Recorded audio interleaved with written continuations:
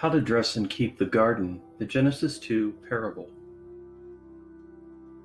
Many of the stories we read in the Hebrew Bible book of Genesis are simple tales that hold greater truths within them, my opinion of course. In Genesis chapters 1 through 3 specifically, to me it's not actually about the creation of the world and mankind. The mystery of Genesis is this. It is very much like the teachings of Jesus we read about in the New Testament. This is a book of parables that were never intended to be understood in a literal manner or exactly as written.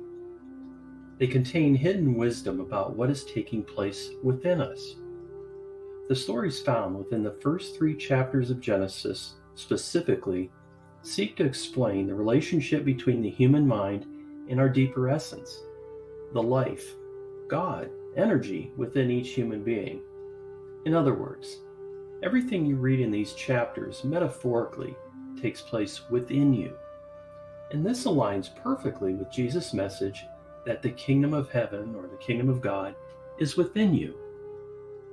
We're going to look at Genesis 2. Let's start with verse 7. We learn that God created humanity from the dust of the ground. This is good to remember because it is key in understanding many parables found throughout the Bible that mention the ground, earth, dirt, dust, fields, etc. These are metaphors that represent our physical form, especially when conveying what takes place within us.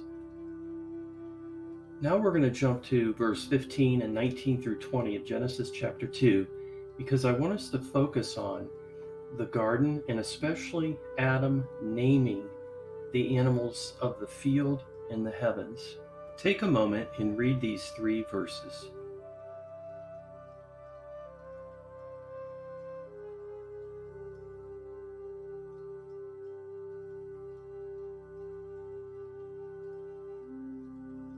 Now I've taken a look at the Hebrew words used in these 3 verses, so allow me to reinterpret or retranslate these 3 verses with some different words.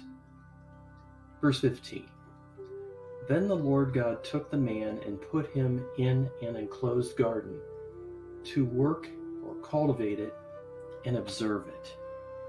In verse 15, the enclosed garden that we are to cultivate and observe, to me, is the mind and the thoughts contained within it. Now I'll read verse 19 through 20, retranslated, reinterpreted. Out of the ground the Lord God formed living things of the ground and flying creatures of the heavens and brought them to Adam to see what he would call out or identify them as. And Adam called out, identified the activity of the mind thereof. I found when reading these 3 passages, again to me, that Adam is a representation of the analytical mind. So in that sense, we learn in these passages that we are to first observe the mind. By doing so, we become aware of the higher thoughts, the creatures of the heavens, and the lower thoughts, the beasts of the field. I like to think of higher thoughts as those thoughts that allow us to grow, to love, to rejoice, to function, and to remain at inner peace. Lower thoughts to me are any unnecessary thinking, especially that which causes me to feel uncomfortable and to suffer. Thoughts like fear, worry, doubt, anger, frustration, anxiety, and depression, to name a few. Once we have become observant, aware of what is taking place within our mind, it is then that we can cultivate the mind by taking care of it like a garden. We do the work to remain watchful and to diligently remove any undesirable thoughts and thinking patterns we discover arising within us.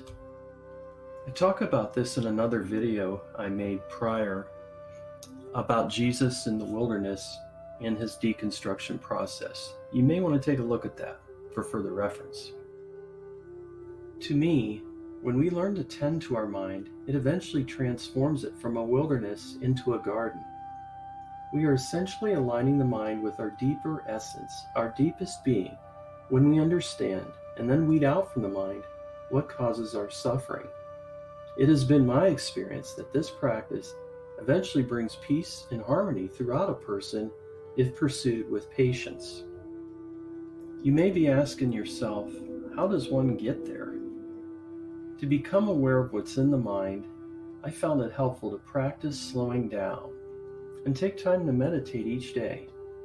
To meditate, simply get alone for a little bit each morning and practice observing your breath to quiet the mind. Slowly inhale, slowly exhale, relax the body, and just become aware of the peace within you when the mind is quiet, without a head full of thoughts. If need be, while focusing on the slow breathing, also pay attention to your hands.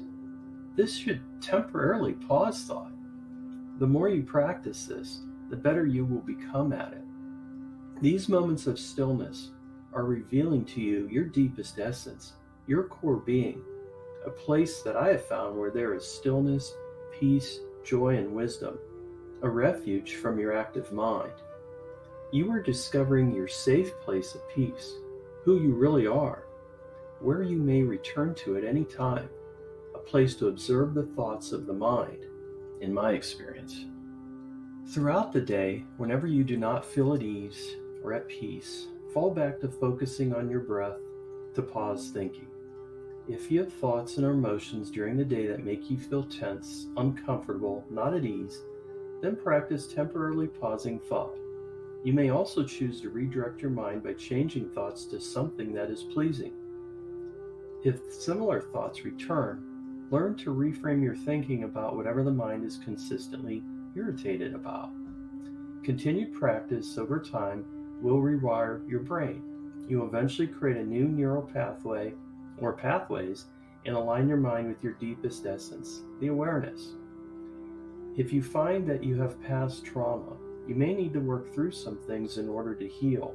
In addition to this, counseling by a licensed therapist or psychiatrist can be very helpful as well. Be sure to subscribe to my channel and watch my other videos as I will continue to share more of my experiences and practices.